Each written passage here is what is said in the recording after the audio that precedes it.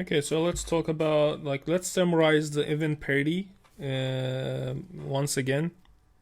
Again, parity bit can be set as even parity or odd parity. If you set it as even parity, I try to summarize here.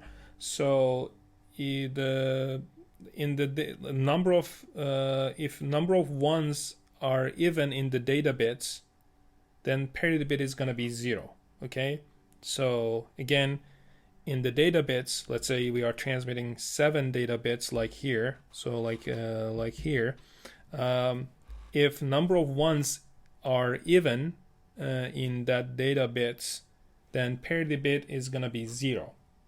And if number of ones are odd, then parity bit is gonna be 1. So again, in even parity, what basically the parity bit is trying to do is to make the total number of ones even at the as a whole. Okay, excluding stop and start and stop bits. So the data bits and parity bit in total will have even number of ones. Okay, so that's what even parity tries to do again.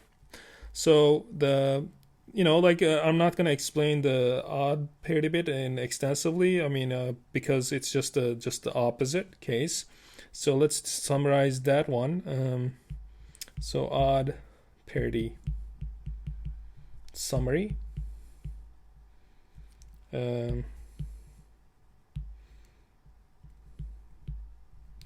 Okay, so again, so if I'm just gonna write with thinner.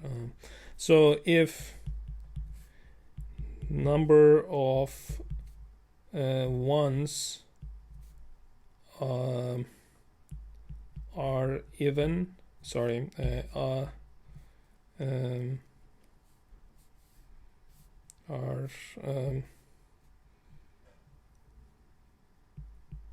even in data bits,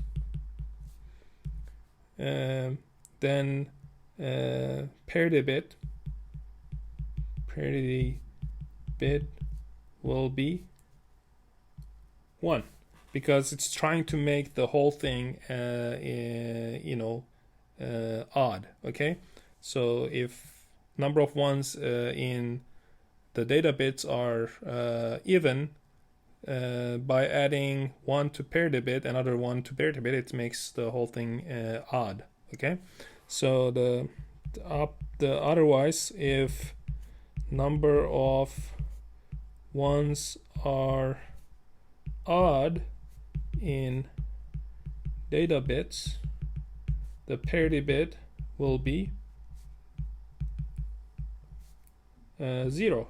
Again, why? Because it's already odd, so adding 0 is if number of ones are odd, and you don't have to add another 1 to make it odd. If you add another 1, it's going to be even. So to keep the whole thing odd number of ones, you put 0 in parity bit.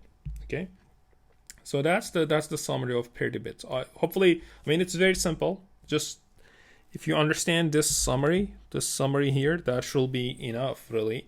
But yeah, so that's all there it is. So it's not really complicated, as long as if I didn't make it complicated, it's not really complicated.